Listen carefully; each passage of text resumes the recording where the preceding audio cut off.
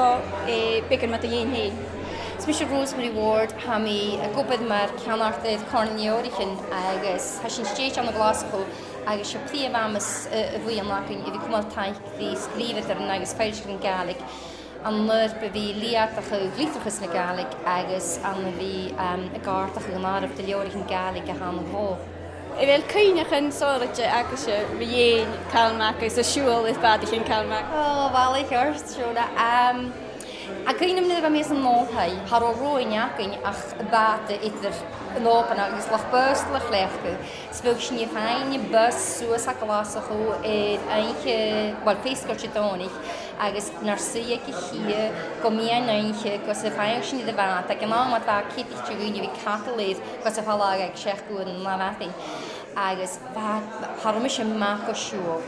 Agus sé bhomid comid a bhacin is bát a CalMac gnáman. Chiún sport a gagan sin nópan bhín sa chuid amach. Tá cuiinem charid Catriana, ma dhew charid Catriana nach madan gymíorsnach.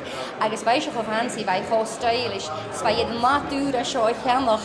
Agus chuid iad a bhórt as gúis mar se tronais mi gobi chuid amach sbhaid géach fiachach bíú bochnam as a natagam.